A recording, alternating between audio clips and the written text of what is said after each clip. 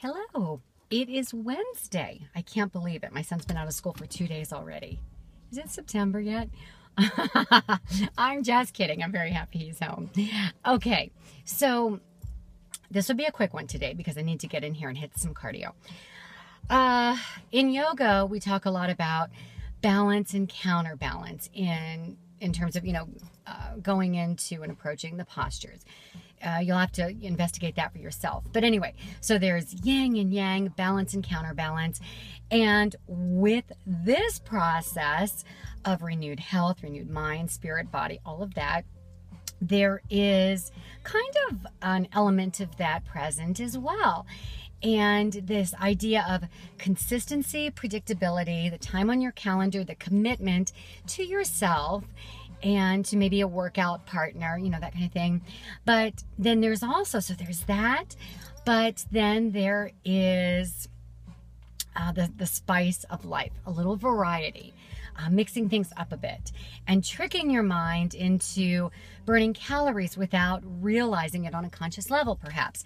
I'll give you an example. Yesterday was my son's birthday, and one thing we've always enjoyed doing as mother and son, some people bake cookies, and yeah, we do that too, but we like to do things. We like to rollerblade around the lake, or we like to go ice skating with our earbuds in, and then he's listening to his youthful music or whatever that stuff is today, whatever you want to call it, and I listen to my old school jams. But we ice skate together, and we enjoy going trampolining together, and that is a great opportunity to just free yourself a little bit and express yourself physically in a different way. And you're there and you're just bouncing up and down, doing a whole lot of nothing for an hour. But by the end of that time, you have not only had a really fabulous workout, but you feel lighter and, and happier. And you need to do those kind of things too. Working out and exercise and, renewed mind, body, spirit, and health and all of this should not feel drudgerous ever. It should not feel like a chore. It should feel like exactly what it is, and that is a privilege and an opportunity. Every day is a fresh opportunity, pure and simple. And so when you're, doing all of your stuff and, and you're thinking, gosh, I really want that piece of cake, but I know I shouldn't eat it. Okay, well, eat it or don't eat it. Don't beat yourself up about it if you do. But when you're just making subtle changes in your life and in your day, make sure you bring your mind along for the ride and not look at any of this as something like, I gotta lose weight. I should do this. I should get to the gym. Oh, this sucks. Oh, I'm in terrible health and I'm tired all the time and I'm achy and I feel like crap and I'm irritable and I just don't have enough time for this. I'm just too busy. It can't be a priority.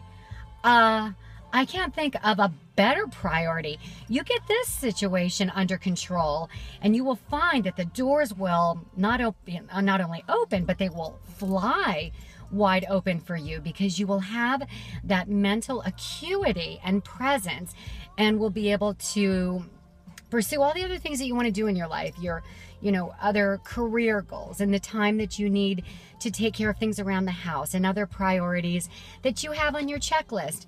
Everybody has a checklist. Everybody has a, I got to do this, or it's time to do that. But just make sure that your health isn't one of them. Make sure that you have the right attitude. And heck, when I go to the mall or the grocery store, I never even bother parking toward the front. I think it drives my parents crazy, or my mom.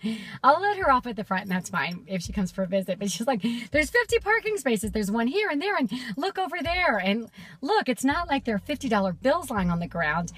Let somebody else park closer. I want to park further away because it gives me more time to get those steps in. So if anything, other people should be coveting those rear spaces at the back of the lot. And without realizing it over time, you'll just do things like that instinctively. or when you're lifting a gallon of milk or something heavy at the grocery store, when you're walking down the aisle with the item to your cart, make sure you park your cart down the aisle too. Don't park it just with you. Park it and walk back and forth up and down the aisle to grab your goods. But lift them on the way back to your cart. You know, just do a couple of little bicep curls and make sure you like crunch at the end. And you know, I don't need to explain. You know what to do to tighten. But all these little things will add up. And you're gonna thank me. You're gonna be so happy. So that's that. But I just wanted to say that, you know, with everything else that you're doing, and it's all good. And if you're just now, you know, jumping on board and you're like, shoot, you know, I haven't done it to this point. Phooey, I'll let it go. Don't let it go. Start today. And don't start tomorrow. Don't start an hour from now. Hit stop on the video and take a moment when you start all of this. First of all, the very, very, very first thing you do before you set goals or, you know, march your butt up to the scale and beat yourself up over whatever it is, be thankful. Be thankful for this body that does all of these amazing things for you every day. You're able to breathe.